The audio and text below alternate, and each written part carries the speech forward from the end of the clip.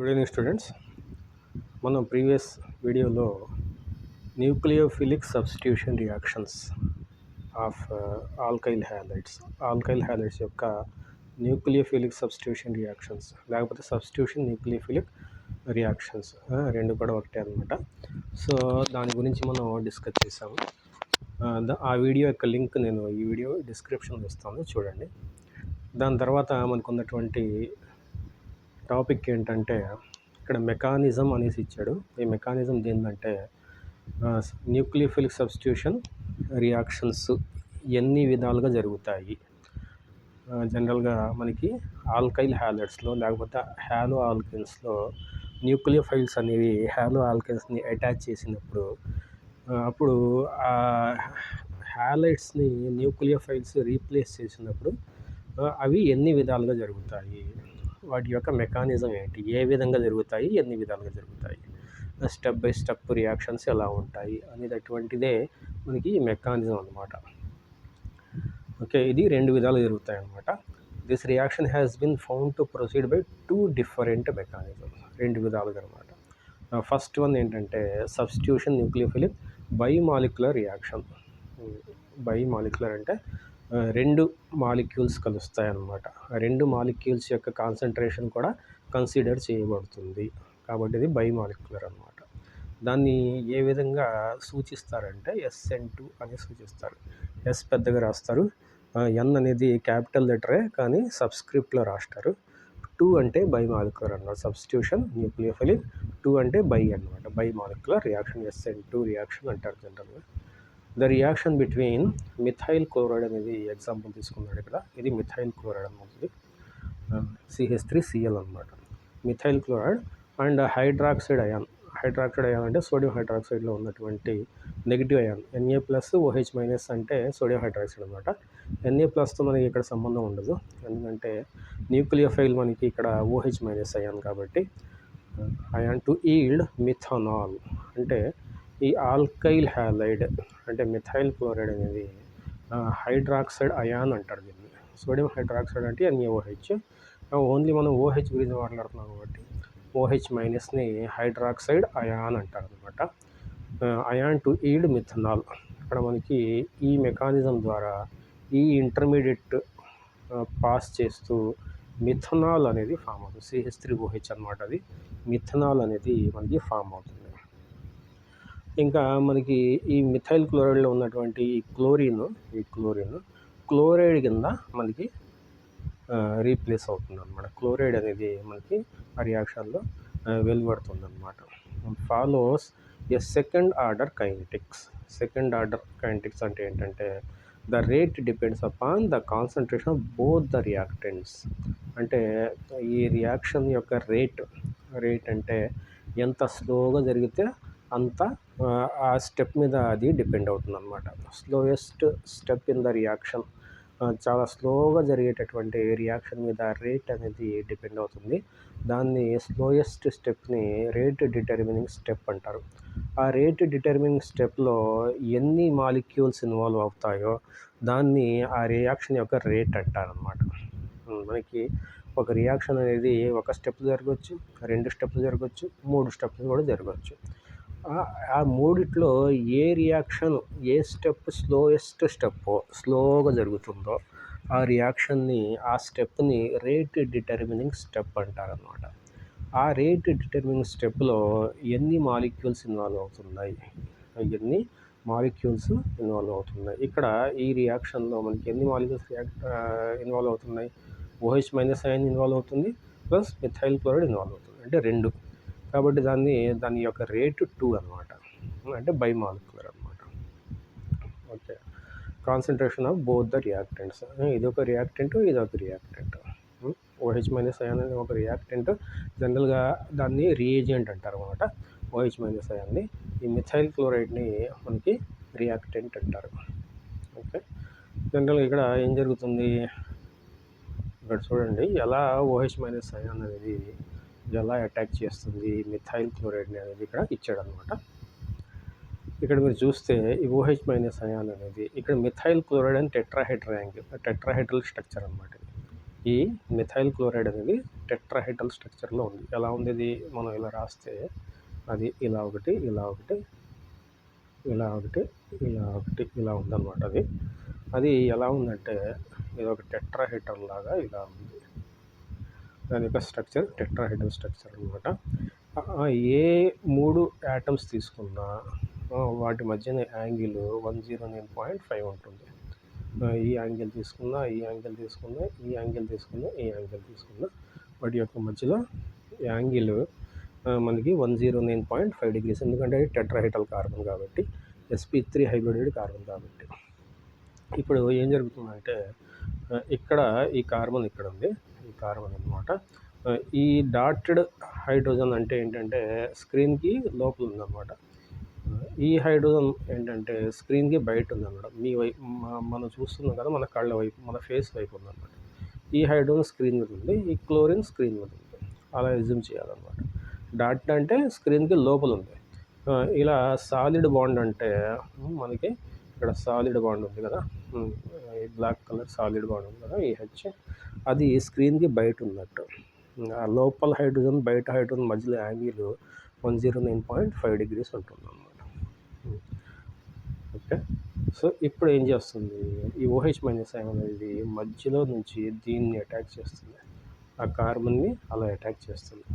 ఈ 2 హైడ్రోజన్స్ మధ్యలో గ్యాప్ ఉంటుంది కాబట్టి ఆ మధ్యలో గ్యాప్లో నుంచి ఆ కార్బన్ అలా అటాక్ చేస్తే అప్పుడు ఈ ఇంటర్మీడియట్ ఫామ్ అవుతుంది.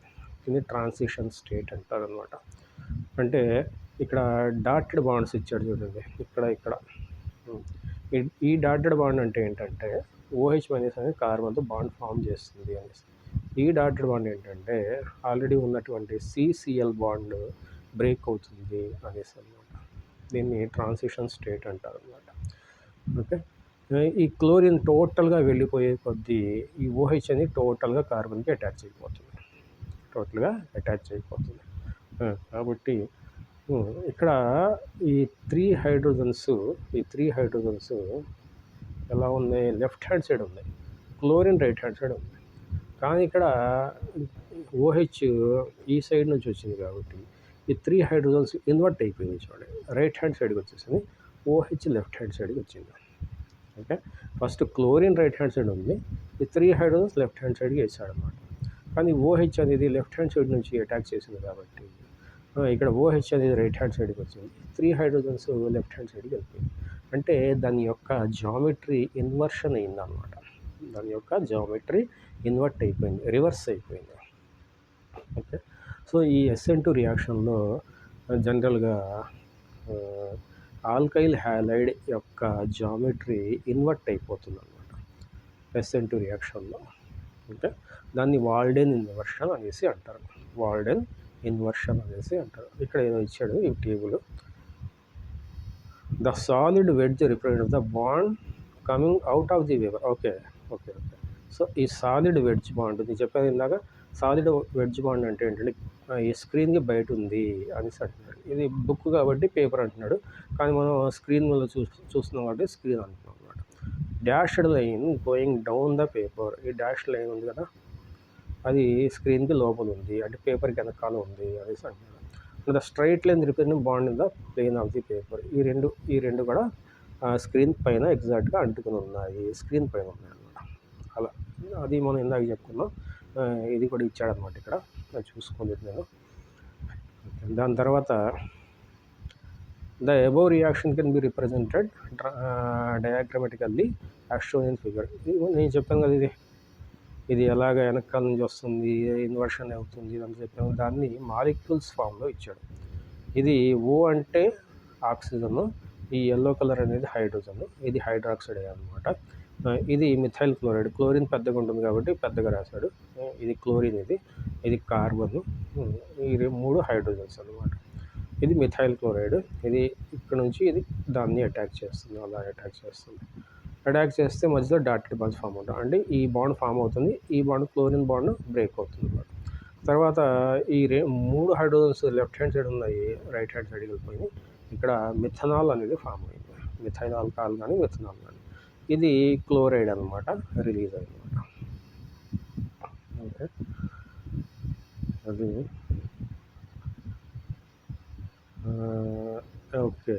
ఇక్కడ 1937లో ఈ మెకానిజం ఈయన క్రిస్టోఫర్ ఇన్గోల్డ్ అనే ఆయన ప్రపోజ్ చేశాడు అనేసి ఇక్కడ రాశాడనమాట. It depicts a bimolecular nucleophilic substitution reaction. ఇది bimolecular nucleophilic substitution reaction SN2 reaction అనమాట. The incoming nucleophile interact with the alkyl halide causing the carbon halide bond to break. Bond break అవుతుంది చెప్పుకున్నాం కదా, ఈ బాండ్ ఫామ్ అవుతుంది, ఈ bond break అవుతుంది. OH minus ion అనేది మిథైల్ క్లోరైడ్ అటాక్ అవ్వగానే ఈ కార్బన్కి క్లోరిన్కి మధ్యలో ఉన్న బాండ్ బ్రేక్ అవుతుంది. ఆక్సిజన్కి కార్బన్కి కొత్త బాండ్ ఫామ్ అవుతుంది. New bond is formed between carbon and attacking nucleophile అంటే hydroxide ion. Here it is CO bond formed between carbon and hydroxide ion. Okay. Excuse me. These two processes take place simultaneously in a single step and no intermediate is formed. Single స్టెప్లో అనమాట. అంటే సైమల్టేనియస్గా OH అనేది form అవుతుంది, సైమల్టేనియస్గా chlorine అనేది బయటికి వెళ్ళిపోతుంది. Single step జరుగుతుంది. First OH attack అవ్వడం, దాని తర్వాత ఇంకో స్టెప్లో క్లోరిన్ బయటికి వెళ్ళడం అలా ఉండదు అనమాట. సైమల్టేనియస్ జరుగుతుంది, ఒకే స్టెప్లో మొత్తం ప్రాసెస్ జరిగిపోతుంది. As a reaction progresses and the bond between the incoming nucleophile and the carbon atom starts forming, the bond between carbon atom and leaving group weakens. అంటే ఎప్పుడైతే ఆక్సిజన్కి కార్బన్కి మధ్యలో బాండ్ స్ట్రాంగ్గా అవుతుందో, కార్బన్కి క్లోరిన్కి మధ్యలో బాండ్ వీక్గా అయ్యి అది వెళ్ళిపోతుంది అన్నమాట. As this happens the 3 carbon hydrogen bonds of the substrate start moving away from the attacking nucleus. అదే రివర్స్ అవుతుందని చెప్పుకున్నాం కదా మనం.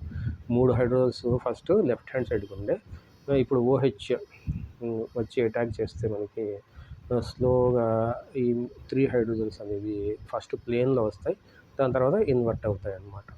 అది చెప్తున్నాడు. Okay, in transition state, all the 3 CH bonds are in the same plane. Transition state లో same ప్లేన్లో ఉంది చెప్పుకుందాం ఇప్పుడే. And the attacking and leaving nucleophile are partially attached to the carbon. Dotted bonds గురించి చెప్తున్నాడు. పార్షియల్గా అటాచ్ అయ్యి ఉంటాయి, full bonds కాదు, half bonds. As the attacking nucleophile approaches closer to the carbon, CH bonds will keep on moving in the same direction till the attacking nucleophile attaches to the carbon and leaving group leaves the carbon. అంటే ఇక్కడ మనకి ఈ 3 ప్లేన్లో వచ్చినాయి కదా, ఈ bond స్ట్రాంగ్గా అయ్యే కొద్దీ ఈ 3 హైడ్రోజన్స్ అనేవి వేరే సైడ్కి షిఫ్ట్ అవుతూ ఉంటాయి అనేసి అంటున్నాడు.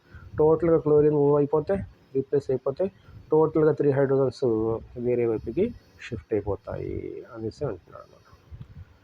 As a result configuration is inverted. చెప్పాం కదా ఇన్వర్షన్ అయింది అనేసి. The configuration C box of carbon atom under attack inverts in much the same way as an umbrella is turned inside out when caught in a strong wind. ఏమంటున్నాడంటే, మనం మంచి గాలి తుఫాన్లో మనం గొడుగు పట్టుకుని వెళ్తున్నాం అనుకో, ఆ గాలి వల్ల గొడుగు అప్పుడప్పుడు పైకి ముడుచుకుపోతుంది కదా, అది కింద మన వైపుకి ఓపెన్ అయి ఉన్నది బ్యాక్ సైడ్కి తిరిగిపోతుంది. సో అలా తిరిగిపోయినాయి అనమాట ఈ 3 హైడ్రోజన్స్ స్ట్రాంగ్ విండ్లో, గాలిలో. ఫస్ట్ ఈ సైడ్, ఇది అంబ్రిల్లా అనుకుంటే, ఈ సైడ్ ఉన్నటువంటిది ఈ OH మైనస్ అయాన్ వల్ల, అంటే OH మైనస్ గాలి అనుకుంటే వేరే సైడ్కి తిరిగిపోయింది. అలా అంటున్నాడు. దాన్ని ఇన్వర్షన్ ఆఫ్ కాన్ఫిగరేషన్ అంటారు అనమాట. That is called inversion of configuration.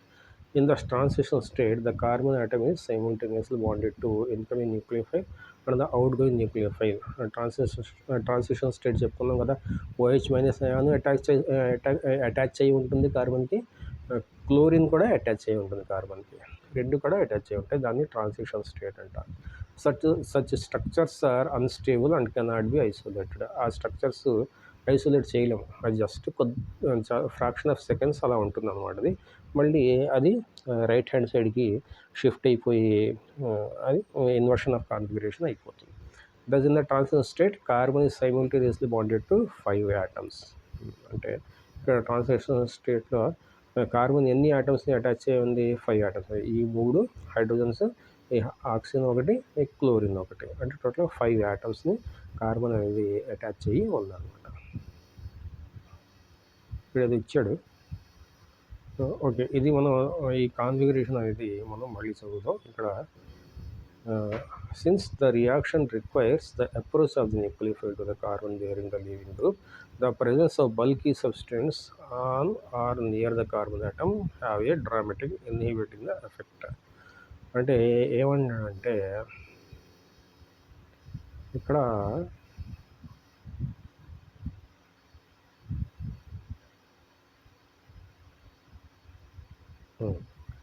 ఇక్కడ హైడ్రోజన్స్ ఉన్నాయి కాబట్టి మూడు కూడా ఇక్కడ హైడ్రోజన్స్ ఉన్నాయి.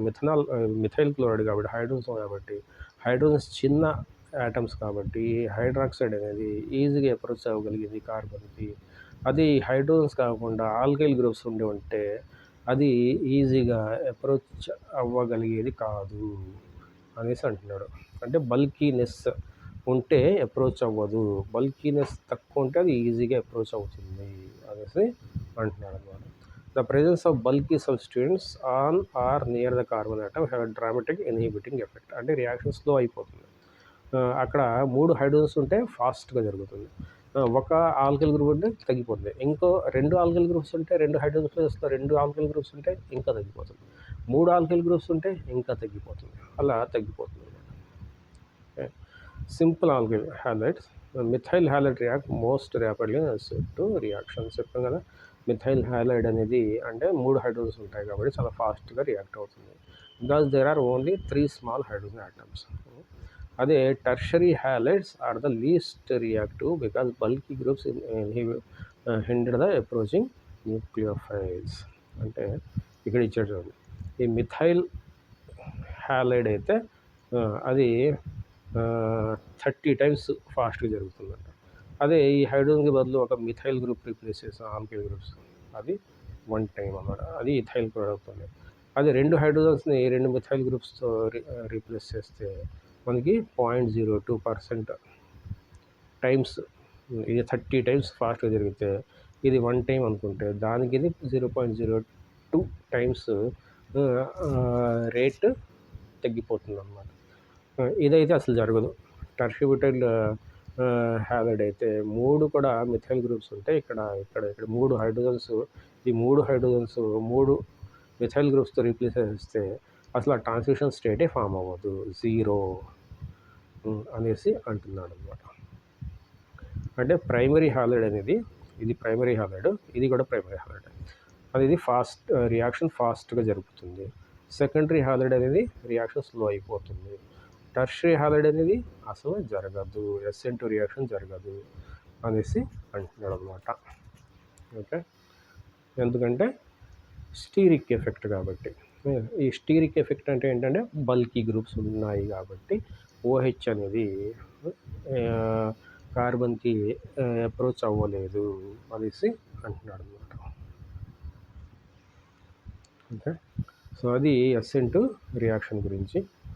దాని తర్వాత మనకి ఇంకో మెకానిజం ఉంది, ఇక్కడ SN1 మెకానిజం ఉంది. అది స్టెప్ బై స్టెప్ 2 స్టెప్స్ జరుగుతుంది. దాని గురించి మనం నెక్స్ట్ క్లాస్లో చూద్దాం. అప్పుడు టేక్ కేర్, బాయ్.